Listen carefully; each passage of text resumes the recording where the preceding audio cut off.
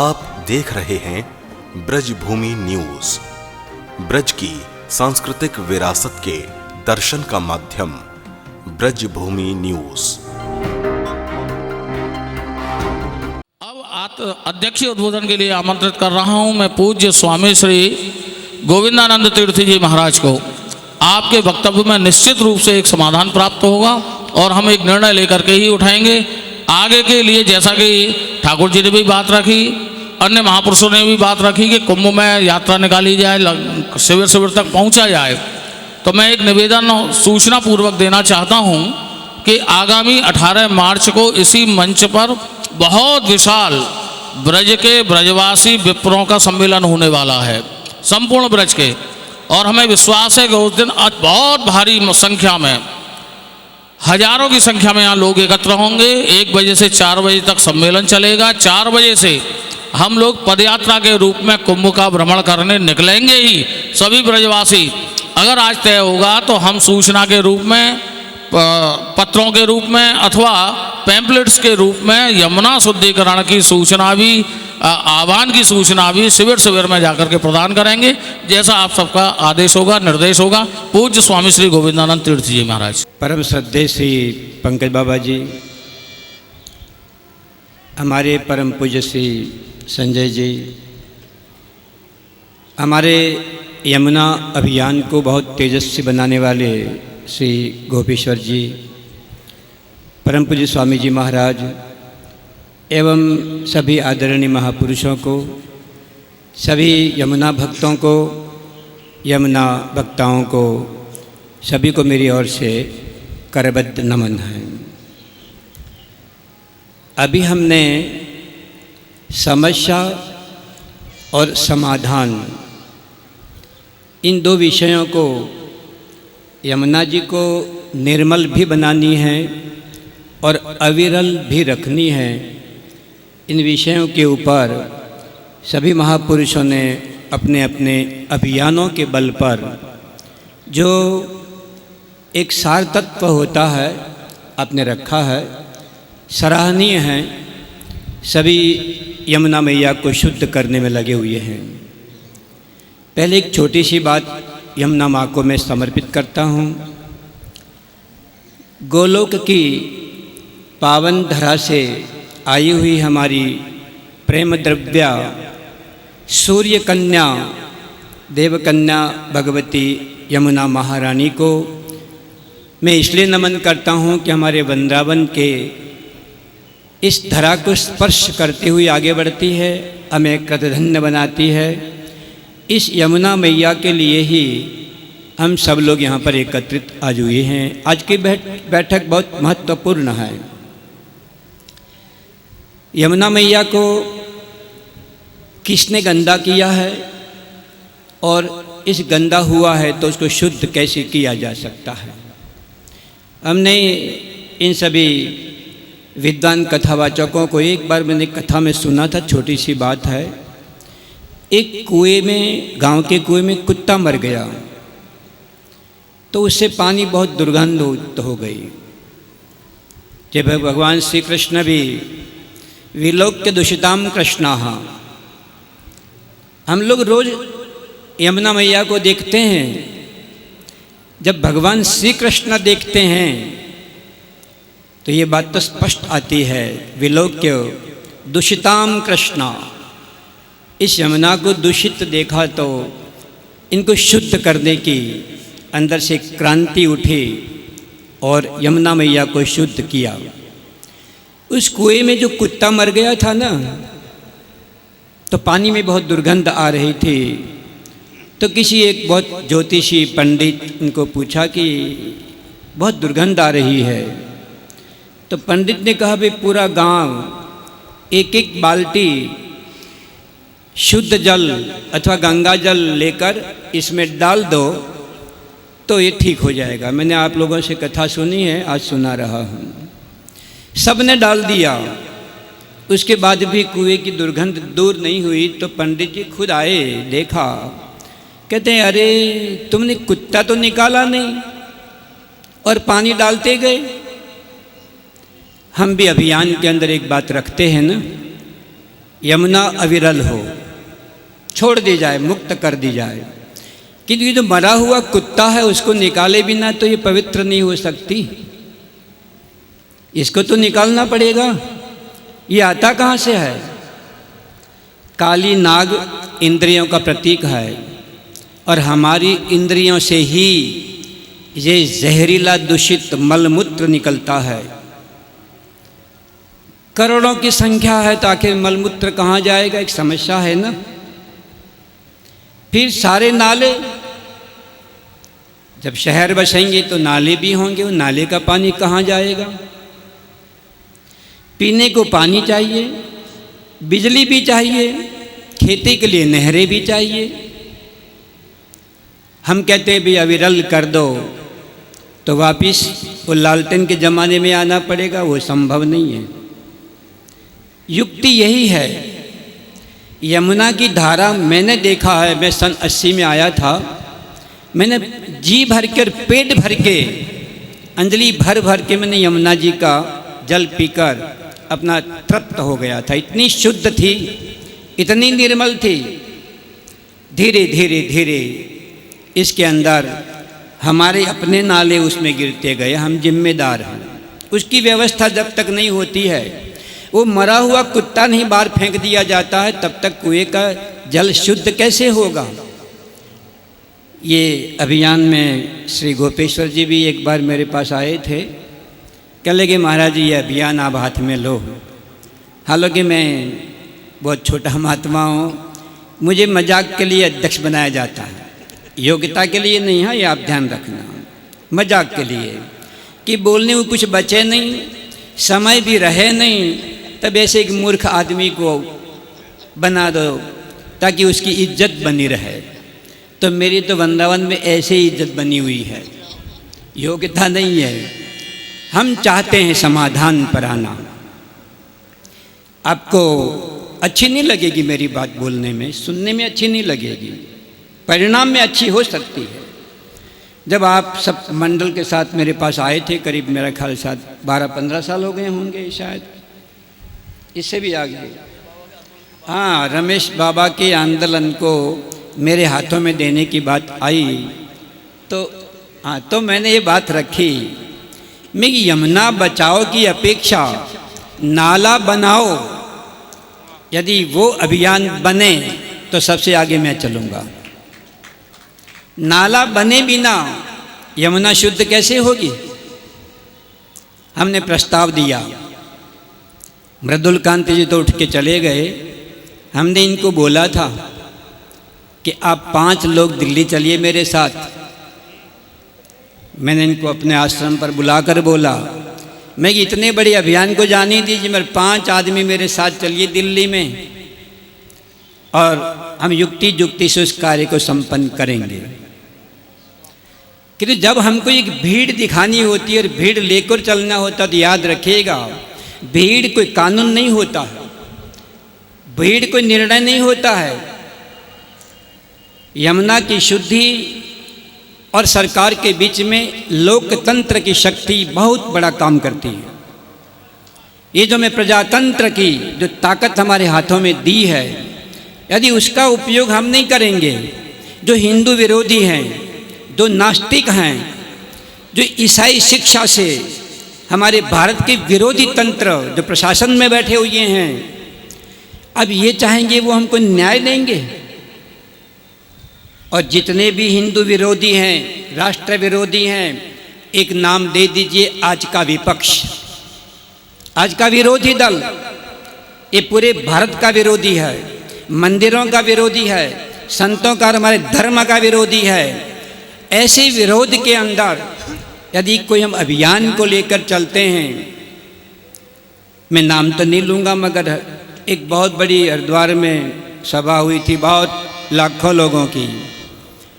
इसमें जब पुलिस के डंडे बरसे तो सब भाग खड़े हुए। क्यों भी लाखों की भीड़ काम नहीं कर सकती? जब तक आपके हाथ में कानून का डंडा, सत्ता का डंडा आपके हाथ में नहीं होगा, सत्ता की ताकत आपके पास नहीं होगी, सत्ता को झुकाने की ताकत आपके पास में नहीं होगी, सत्ता को बदलने की ताकत आपके पास में नहीं होगी। अब अभियान को लेते हुए जाइए, सैकड़ों बार जाइए, सारे अभियान हमारे अधूरे लौट के आ गए। मैं भी साथ में था, सन 13 के अभियान में हम भी वहाँ पहुँचे थे। किंतु ये अभियान क्यों लौट के आते हैं, ये विचारणीय प्रश्न है, याद रखिएगा। मैं यहाँ नहीं कहूँगा, किंतु हमारे संजीव ठाकुर जी, हमारे गोपेश्वर जी, हमारे श्री आनंद वल्लभ जी इस पर चिंतन करेंगे कि हमारे ये अभियान बार बार चलते हैं, लाखों करोड़ों रुपया खर्च होते हैं और ये दिल्ली तक पहुंचकर सफलता में परिवर्तित क्यों नहीं होते हैं, उसके पीछे क्या रहस्य है, इसकी खोज यदि आप नहीं करेंगे तब तक यह अभियान आपके चलते रहेंगे, कभी पूर्ण नहीं होंगे। ये बहुत युक्त बात मैं कह रहा हूँ, अनुभव की बात कर रहा हूँ। यदि हमें केवल अपना नाम चाहिए, कभी कोई व्यक्ति नाम बनकर देश का कल्याण नहीं कर सकता है।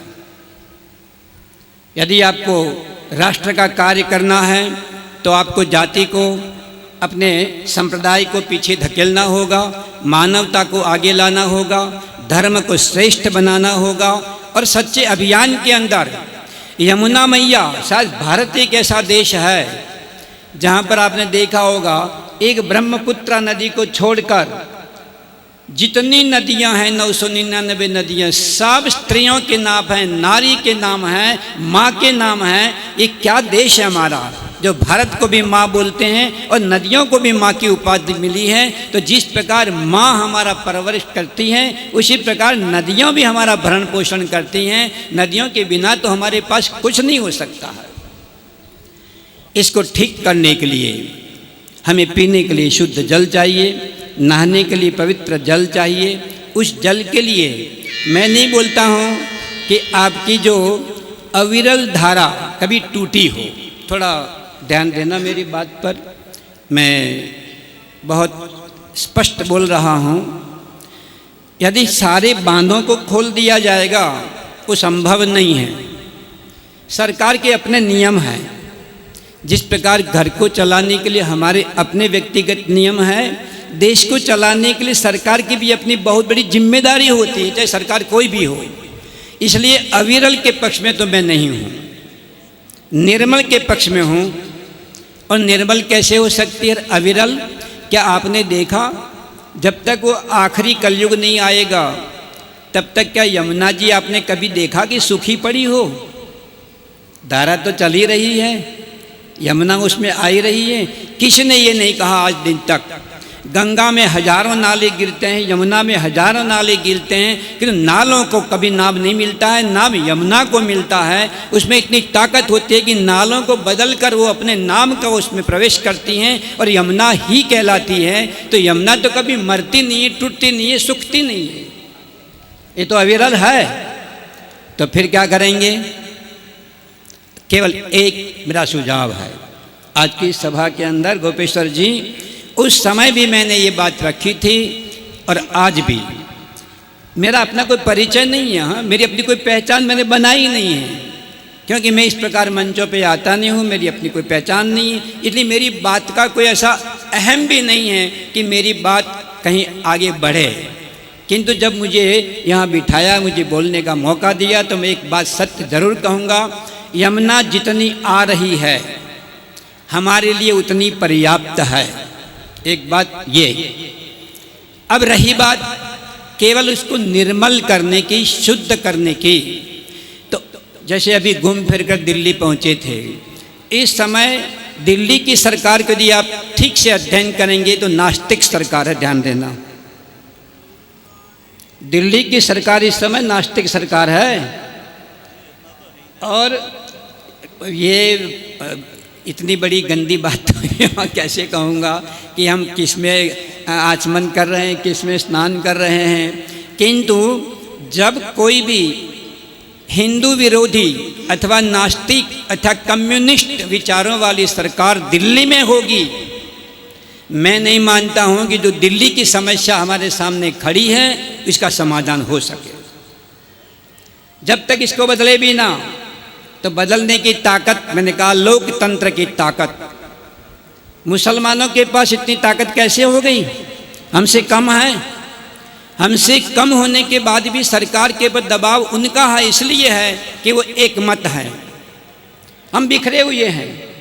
आइए एक मंच के ऊपर अपनी सरकार बनाइए। यदि बीजेपी की सरकार सारे राज्यों में, क्योंकि राज्य के नियम अलग हैं, लोकसभा के नियम अलग हैं, यदि केंद्र के और राज्यसभा के नियम एक हो जाएंगे, मैं कहता हूं जो दर्द आज हमको है, हमारे श्री परम श्रद्धेय मोदी जी को हमसे 1000 गुना दर्द है। एक दिन में ये काम सफल हो सकता है। किंतु जो विरोधी हैं, जो केकड़े खड़े हैं, एक केकड़ा जब ऊपर बढ़ता है तो टांग खींच के नीचे ले आते हैं, आगे बढ़ने नहीं देते हैं, वो ताकत अधूरी है। तो राज्य सत्ता में भी और केंद्र सत्ता में भी जिस दिन बहुमत में आपकी सरकार आ गई, जो हिंदू समर्थक है, धर्म समर्थक है, मंदिरों का निर्माण करती है, जो वैदिक धर्म का पालन करती है, मानवता के पक्ष में है, वो एक मत में रहती है, समन्वयवादी है, यदि ऐसी सरकार यदि दोनों ओर आ जाएगी, उसी दिन मैं आपको यहीं बैठकर बोलता हूँ कि संविधान तक बदल जाएगा और ये हिंदू राष्ट्र हो जाएगा। कौन हमारी नदी को पवित्र कर सकता है? करना यह है, ध्यान देना। अब ये फैसले की बात आई है तो मैं एक बात बोलता हूँ। यमुना जी के दोनों किनारों पर 1-1 किलोमीटर दूर जब तक नाले नहीं बनेंगे, इधर के शहर के नाले उस नाले में, उधर के उस नाले में, यमुना जी में एक भी बूंद नाले की नहीं आनी चाहिए, तो यमुना तो शुद्ध है ही। ये सरकार कर सकती है। महाराज जी, मैं पहले बोला यमुना जी की धारा टूटेगी नहीं, इसकी जिम्मेदारी मैं लेता हूँ। देखो महाराज जी, मैं जहाँ समर्थन कर सकता हूँ कि आप कहेंगे इसमें यमुना जी हैं ही नहीं, तो यमुना जी का नाम बदल कर नाला हो जाएगा ये। किंतु ठीक है, आदि दैविक को भी जानना पड़ेगा ना। आदि भौतिक अलग चीज है जो नाम नहीं ले सकती, कि तो आदि दैविक अपना मान छोड़ नहीं सकती है। यमुना अपना नाम कैसे बदल देगी? वो नाला कैसे बन जाएगी? कौन कहेगा ये नाला बह रहा है? भले ही दिल्ली का नाला आता हो, मगर नाला कह नहीं सकते हो। यमुना जी की मेरी गारंटी है। मैं अकेला बहुत सामान्य व्यक्ति हूँ, किंतु आपकी नाले बंद होने के बाद यदि यमुना जी में जल नहीं आता है, मैं अकेला पर्याप्त हूँ उसकी जल की धारा प्राप्त करने के लिए। ये मत सोचना में कोई ताकत नहीं है। मनुष्य अरे परमात्मा का अंश है, केवल गंदगी अंदर नहीं आनी चाहिए। और इसकी हमने व्यवस्था बनाई थी कि भी हर 5 किलोमीटर के ऊपर एक ट्रीटमेंट प्लांट बने। देखिए, सरकार को बनाने के बाद पैसा कमाने की भी योजना है। 5 किलोमीटर पे ट्रीटमेंट प्लांट बनेगा, उसकी खाद किसानों को दी जाएगी, और जो पानी खेती के लायक होगा वो खेती में दे दिया जाएगा। तो नाला सागर तक पहुँचते पहुँचते सूख जाएगा, यमुना नहीं सूखेगी, नाला सूख जाएगा, क्योंकि पानी काम में आएगा। जब तक ये योजना सरकार नहीं बना पाती और हम सरकार से नहीं बना पाते हैं, तो याद रखिएगा, हम कितने भी अभियान करते रहें, यमुना को शुद्ध करना बहुत मुश्किल है। कठिन तो नहीं है, मुश्किल ज़रूर है। मैं इस बात पर आपको जोर देता हूँ, इस अभियान को ऐसी धार दीजिए, सरकार के उतना आप झुका दीजिए, अपनी सत्ता, इतनी लोकतंत्र का प्रयोग करिए, अपनी वोटों की ताकत एक जगह करिए, और फिर देखिए एक तरफ नाला जाएगा उधर के शहरों का, एक तरफ इधर नाला बनेगा, वो उधर सब गंदगी उसमें पड़ेगी। हर 5 किलोमीटर पे ट्रीटमेंट प्लांट बनता जाएगा, पानी खेती के लायक होता जाएगा, उसमें खाद भी बनता जाएगा और इसका उपयोग भी हो जाएगा, दुरुपयोग भी नहीं होगा। उसके सिवा हमारी यमुना शुद्ध नहीं हो सकती है। ये मेरा व्यक्तिगत अपना एक अनुभव और अपना एक सुझाव है। वो सुझाव आप उसको अपने चित्त से ज़रा चिंतन करिएगा, उस पर एक गोष्ठी करिएगा और सरकार के ऊपर दबाव बनाइए, ताकि हम आगे बढ़कर यमुना जी को निर्मल भी बना सकें और जिस रूप में पवित्र अविरल चाहते हैं वो भी बना सकें। जिस दिन यमुना जी मैया में हम लोग वापस अंजलि भर के और बिना छाने जिस दिन हम लोग पेट भर के पानी पिएंगे, सिक्का डालेंगे दिखाई देगा, हमारा ये अभियान सफल हो जाएगा।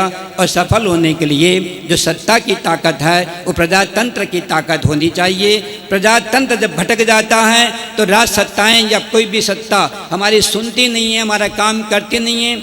अभियान थोड़ी दूर जाते हैं, मैं एक गंदा शब्द का प्रयोग कर रहा हूँ क्योंकि मेरा तो कोई लेना देना ही नहीं किसी से, कि भी जब हम अभियान लेकर जाते हैं रास्ते में बीक जाते हैं, अभियान दिल्ली तक पहुंच भी नहीं पाते, वो ताकत खो देते हैं और दुर्बल और निष्क्रिय होकर लौट आते हैं। तब दुख होता है कि क्या हो गया ये।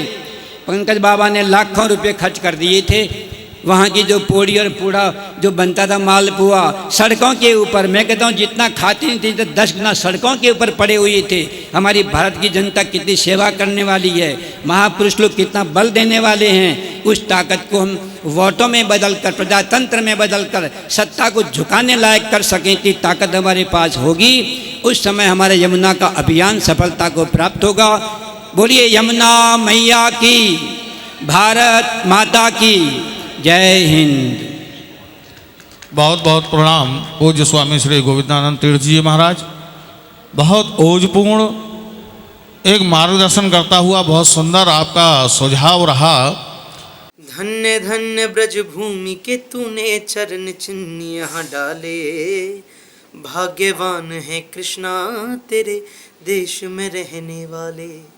मैं ब्रज को रसिया ब्रजवासी, मेरो मन कान्हा को दास, आत्मा राधे की दासी। बिरज की बोली मिठलौनी जी, बिरज की बोली मिठलौनी, और ब्रज भूमि सी भूमि जगत में और नहीं होनी।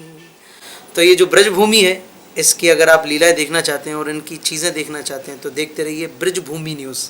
मुक्ति कहे गोपाल सो मेरी मुक्ति बताए, ब्रज रज उड़ मस्तक लगे, मुक्ति मुक्त है जाए।